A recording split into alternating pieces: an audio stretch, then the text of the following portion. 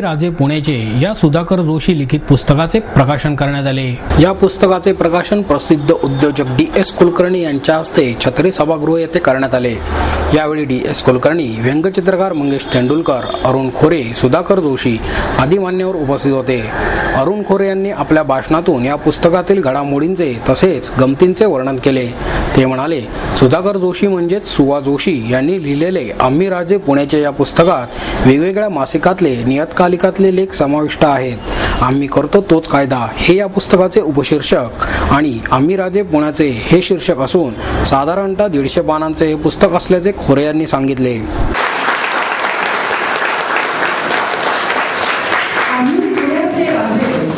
या पुस्तकाचे प्रकाशन आता होत आहे।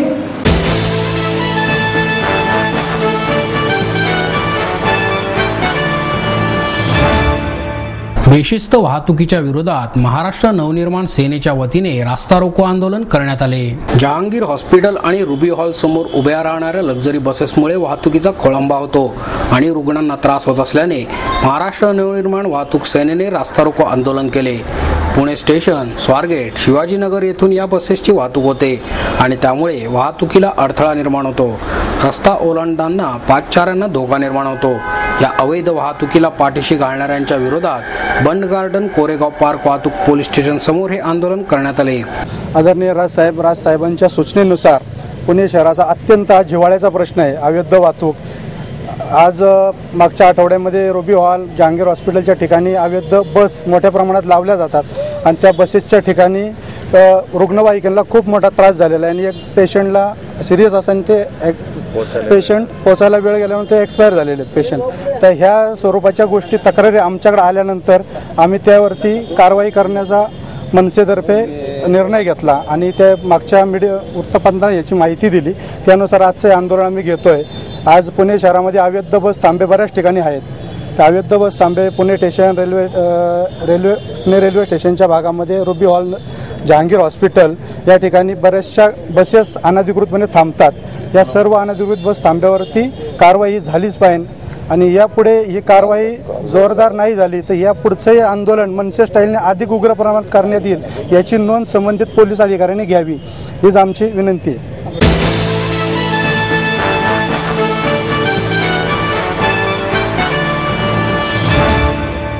श्रमिक पत्रकार संघाच्या वतीने लंडन ऑलिम्पिक 2012च्या वार्तांकनासाठी गेलेल्या पत्रकारांशी वार्तालापाचे आयोजन करण्यात आले होते। लोकमतचे ज्येष्ठ क्रीडा पत्रकार शिवाजी गोरे आणि सकाळ टाइम्सचे कीर्ती पाटील हे नुकत्याच लंडनमध्ये पार पडलेल्या ऑलिम्पिक स्पर्धेचे वार्तांकन करण्यासाठी गेले होते।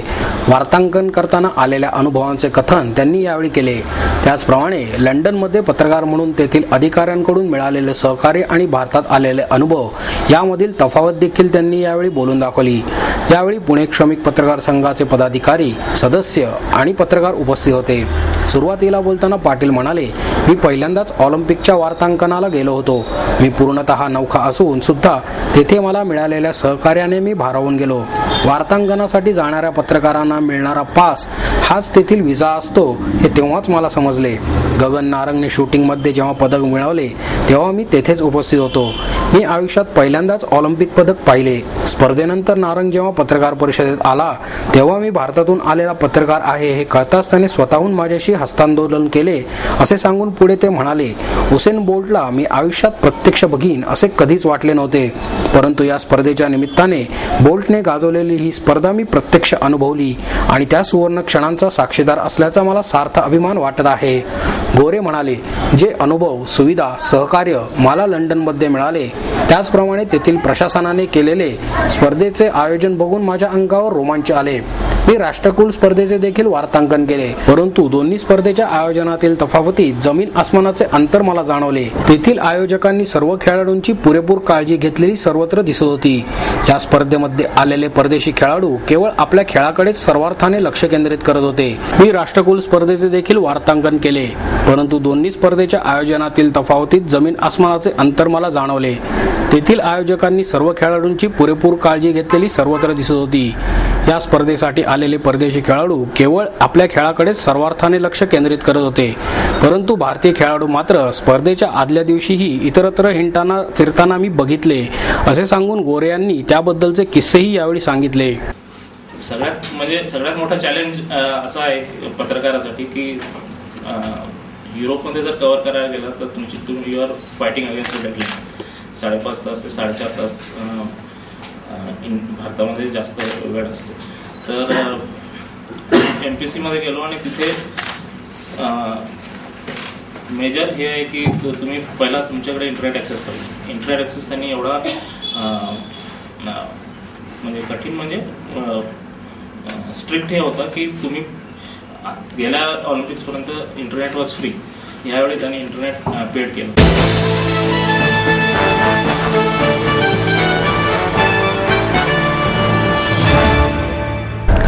सन 2011-12 या आर्थिक वर्षात महाराष्ट्र आणि गोवा बँकिंग लवाद कार्यालयाने तब्बल 91.90% तक्रारींचे निवारण केले आहे, अशी माहिती बँकिंग लवाद कार्यालयाच्या मुख्य सरव्यवस्थापक आर सेबॅस्टियन यांनी पत्रकार परिषदेत दिली.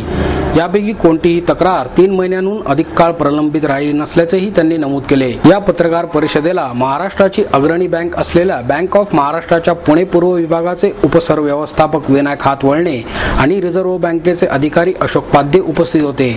बँकिंग क्षेत्रातील तक्रारींचे निवारण करण्यासाठी रिझर्व्ह बँकेने स्थापन केलेल्या बँकिंग लवादाच्या महाराष्ट्र आणि गोवा विभागीय कार्यालयाकडे या आर्थिक वर्षात 8,324 तक्रारी आल्या. त्यापैकी 7,650 तक्रारींचे कार्यालयाकडून निवारण करण्यात आले. लवाद कार्यालयाकडे आलेल्या तक्रारींपैकी सर्वाधिक म्हणजेच 5,416 तक्रारी महानगरातून आल्या आहेत. शहरी भागातून 1,056, निम शहरी भागातून 490 तर ग्रामीण भागातून 334 तक्रारी आल्या असल्याचे सेबॅस्टियन यांनी सांगितले. लवादाच्या सुविधेबाबत अधिकाधिक ग्राहकांमध्ये जागृती निर्माण करण्यासाठी बँकिंग लवाद कार्यालयाच्या वतीने विशेष कार्यक्रम आणि उपक्रमांचे आयोजन करण्यात येते, असंही त्या म्हणाल्या. लवाद कार्यालयांकडे ग्राहकांकडून आलेल्या तक्रारींपैकी बहुतेक तक्रारी बँक खात्यात रक्कम जमा न होणे अथवा विलंबाने जमा होणे, मुदतपूर्तीनंतर वेळेची मुदत ठेवीची रक्कम जमा न होणे, मान्य केल्याप्रमाणे व्याजदर न मिळणे, पूर्वसूचना न देता विविध सेवा सुविधांच्या शुल्कापोटी खात्यातून परस्पर रक्कम कापून घेणे, निवृत्ती वेतनाची रक्कम जमा न होणे अथवा विलंबाने जमा होणे, ATM बाबत रिझर्व्ह बँकेच्या आदेशांचे उल्लंघन, डेबिट क्रेडिट कार्डांचे व्यवहार याबाबत असल्याचे आर सेबॅस्टियन यांनी सांगितले. बँक व्यवहारांशी संबंधित ग्राहकांच्या तक्रारींचे निवारण करण्यासाठी रिझर्व्ह बँकेने सन 1995 मध्ये बँकिंग लवाद योजना लागू केली आहे.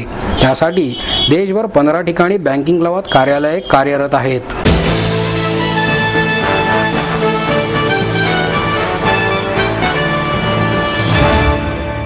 शिक्षण मंडळाने दुरुस्त केलेले आणि मूळ असे दोन्ही अंदाजपत्रक महापालिकेच्या सभागृहात सादर केले.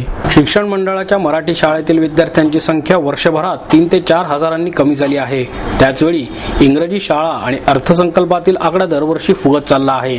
एका विद्यार्थ्यामागील 32,000 रुपयांचा खर्च नवीन अर्थसंकल्पात 35,000 रुपयांपर्यंत वाढल्याबद्दल आश्चर्य व्यक्त केले जात आहे. शिक्षण मंडळाने दुरुस्त आणि मूळ अंदाजपत्रक पालिकेला सादर केले. दरवर्षी शिक्षण मंडळाच्या अर्थसंकल्पात विद्यार्थ्यांची गळती थांबवणे आणि गुणवत्ता वाढीसाठी विविध योजना मांडल्या जातात. त्यासाठी कोट्यवधीची वाढीव तरतूद केली जाते. परंतु कोट्यवधी रुपये खर्चूनही मराठी शाळेतील विद्यार्थी संख्या घटत आहे. त्याचवेळी इंग्रजी शाळा आणि ई-लर्निंग शाळेची मागणी वाढत आहे. इंग्रजी शाळांना शासनाची मान्यता नसल्याने खर्चाचा बोजा पालिकेला सहन करावा लागत आहे.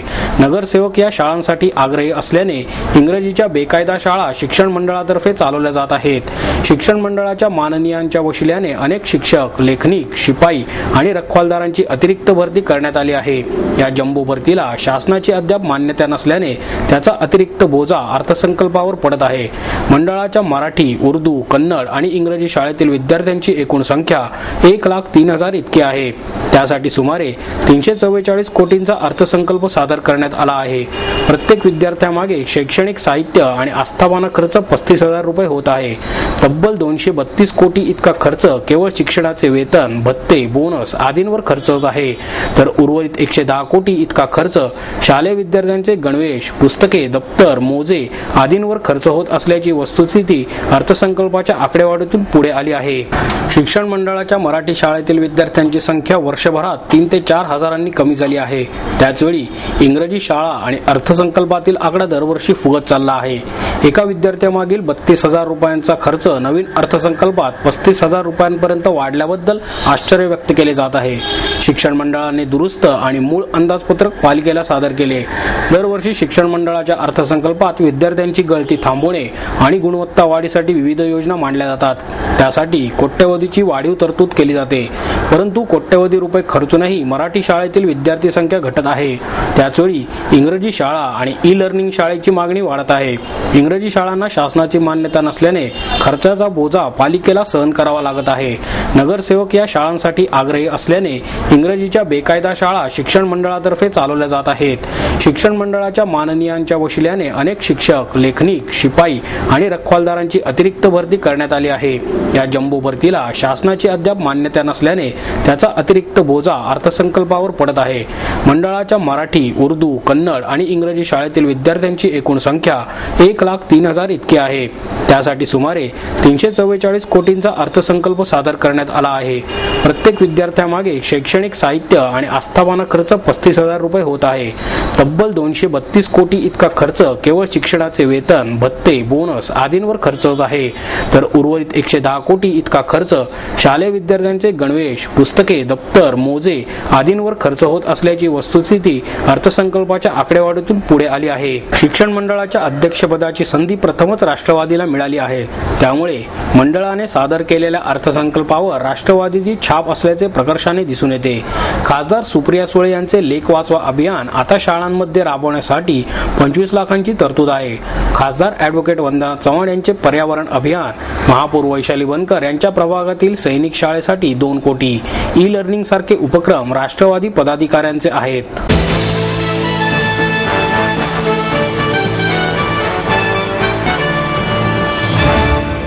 आणि याबरोबरच हे बातमीपत्र संपलं. पुन्हा भेटूया उद्या याच वेळी. नमस्कार.